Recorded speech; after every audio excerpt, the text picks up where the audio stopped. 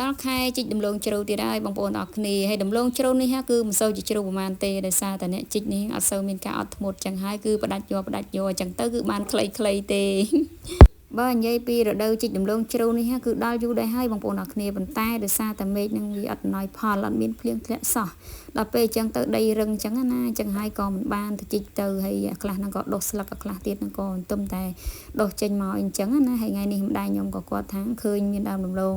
ច្រើនអញ្ចឹងហើយគាត់ក៏បួខ្ញុំទៅជីកអីចឹងណាបងប្អូនបើទៅជីកម្នាក់ឯងមិនបានមើមដំឡូងទេប៉ុន្តែបើទៅជាមួយម៉ែសង្ឃឹមគ្រាន់បានខ្លះអញ្ចឹងណាពួកអីអាណាទៅម្នាក់ឯងហ្នឹងគឺជីកបានតែកន្លះម៉ែត្រ1ម៉ែត្រហ្នឹងខ្ជិលហើយផ្ដាច់ចោលហើយអញ្ចឹងទៅវាបានអាខ្ចីហ្នឹងវាបន្តិចទេហើយនេះហ្នឹងគឺទឹមតែដុះបងប្អូនពេលភ្លៀងធ្លាក់មកអញ្ចឹងទៅវាដុះចេញមកហើយហ្នឹងគឺមើមវានៅផុយល្អអញ្ចឹងណាហើយដំឡូងនេះគឺវាដុះក្បែរគ្នានឹងឯងអាគុំខ្លះក៏មាន2ដើមអាគុំខ្លះក៏មាន1ដើមអញ្ចឹងណាដោយអាគុំនេះនឹងមាន2ដើមហើយម៉ែខ្ញុំក៏ថាជីកអានឹងមុនទៅដោយសារតែនឹងមាន2ដើមអញ្ចឹងមើលវាអាចមាន2ដែរអញ្ចឹងណាហើយអាក្បែរនេះនឹងក៏មានដើមទៀតដែរនិយាយទៅគឺដើមឡើងមកកភ្លុះដែរបងប្អូនអរគ្នាក្បែរគ្នាទេហើយអានេះនឹងគឺវាដុះស្លឹកនិយាយទៅមួយគុំនេះមាន2ដើមតែដើមមួយនោះដុះស្លឹកអាដើមមួយទៀតអត់ដុះស្លឹកទេហើយអានេះនឹងគឺក្បែរគ្នា2ដើមទៀតនិយាយទៅក្បែរគ្នានឹងឯងឲ្យមានហត់បាក់ទៅដើររយណាឆ្ងាយបើសិនយើងជីកយកទាំងអស់វិញណាដៅដូចរុនបៃខុំអញ្ចឹងបងប្អូននិយាយទៅមកជាហ៊ានដើរដោយសារតែវាដុះក្បែរគ្នានឹងឯងដំបងជីកតែ2នាក់ម៉ែទេមិនស្ទុះក្រែមកចែគាត់ទៅចំការហើយគាត់ឃើញជីកដំឡូងអញ្ចឹងទៅក៏គាត់ចូលមកជួយជីកដែរអញ្ចឹងណាហើយមិនដៅនេះគឺជីកឡើង3នាក់ហើយនិយាយទៅប្រហែលជា1ម៉ែត្រជាងដែរបងប្អូនអរគ្នាហើយចែនេះហ្នឹងគឺកវែលតាំងគល់ឡើងទេថាផុតហើយអញ្ចឹងណាដោយសារតែជីកយូរទៅអានដៅនឹងរួមទូចទៅដល់ពេលអញ្ចឹងទៅជីកយកដីវាអត់បានទេអញ្ចឹងទៅចេះតែចង់ផ្ដាច់វាអញ្ចឹងណាហើយណាមួយវារៀងជ្រៅដែរអញ្ចឹងណាបងប្អូន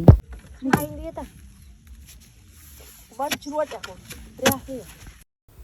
ឡូវហ្នឹងចែគាត់ជីករៀងជ្រៅដែរហើយអញ្ចឹងហើយគាត់ថាផ្ដាច់យកត្រឹមហ្នឹងទៅដោយសារតែដីហ្នឹងវារៀងរឹងដែរខាងក្រោមអញ្ចឹងណាហើយឥឡូវហ្នឹងគាត់ចាប់ដើមយកនេះខ្សែនឹងចងវាជាប់ទៅខ្លាយលោពេលយើងផ្ដាច់គល់វាទៅវាធ្លាក់ចុះទៅពិបាកយកអញ្ចឹងណាពេលហើយយើងដាក់ខ្សែអញ្ចឹងទៅយើងតោងវាជាប់ចេះទៅដល់ពេលយើងផ្ដាច់គល់វាទៅយើងអាចទាញវាយកឡើងលើអញ្ចឹងណាបងប្អូនគ្នាហើយនេះគឺបានហើយអត់មានវែងទេបងប្អូននិយាយទៅគឺខ្លីចំណុចនឹងឯងដោយសារតែចែគាត់ជីកយូរទៅអាដៅនឹងវារួមទូចទៅដល់ពេលអញ្ចឹងទៅវាពិបាកយកដីចេញអញ្ចឹងទៅគាត់បដាច់ត្រឹមហ្នឹងណាហើយនេះមកគុំនេះវាមាន2នេះ2មើមហើយនេះមើមទី2និយាយទៅវាបានខ្លីដែរទេប៉ុន្តែវាខ្ចីបងប្អូនអរគ្នាវាចិត្តផុតដែរទេដោយសារតែនៅខាងចុងនោះរៀងរួមទូចហើយនេះហ្នឹងគឺគាត់ផ្ដាច់មកហ្នឹងគឺវាបាក់ចុងនោះតិចអញ្ចឹងគាត់ច្រត់យកថែមទៀតទៅពួកឯស្ដាយអញ្ចឹងបងប្អូន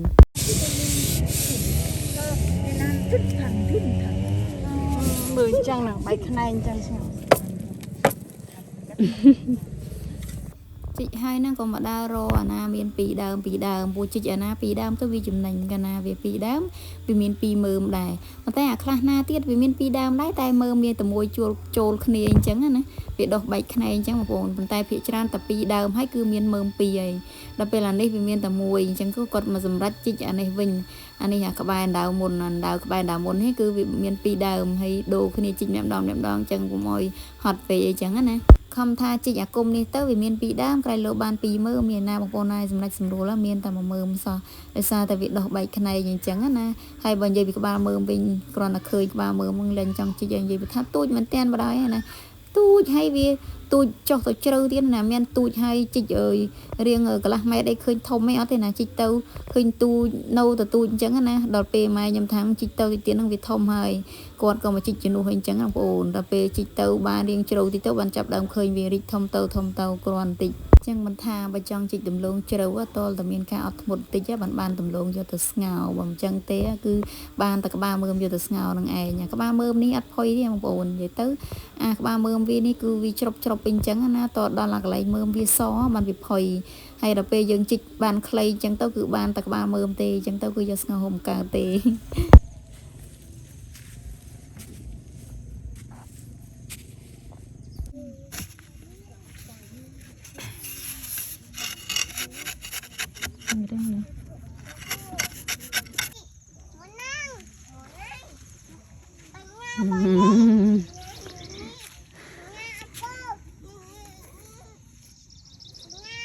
នេះទំដល់អានេះ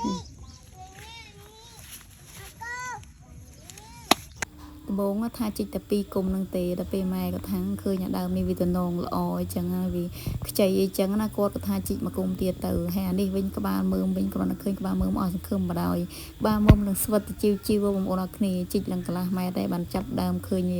មើមវារៀងស្រស់វិញអញ្ចឹងណាហើយបងស្រីខ្ញុំនេះគាត់ដើរមកទៅក៏ជួយជីកទៀតទៅនិយាយទៅគឺដូរគ្នារហូត nó sẽ từ nhà tới cũng nào có cái gì lớn ở đây chặt lấy มือบอกกันลงมือมานี่พอดัง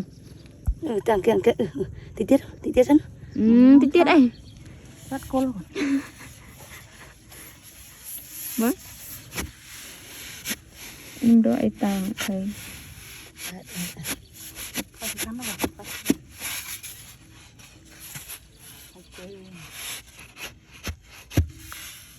lên viên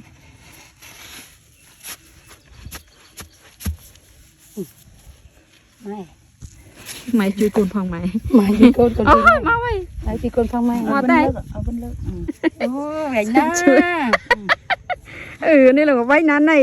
មកមើមចុងក្រោយនេះហើយឡើងវាយណាននេះប៉ុន្តែស្ងោបានប្រហែលជាកន្លះម៉ែត្រទេអាក្បាលមើមនោះគឺស្ងោហូបអត់ការទេបងប្អូនអរគ្នាវីដេអូរបស់ខ្ញុំមានតែប៉ុណ្្នឹងទេអរគុណសម្រាប់ការតាមដានជួបគ្នានៅវីដេអូក្រោយជម្រាបលាបាយបាយ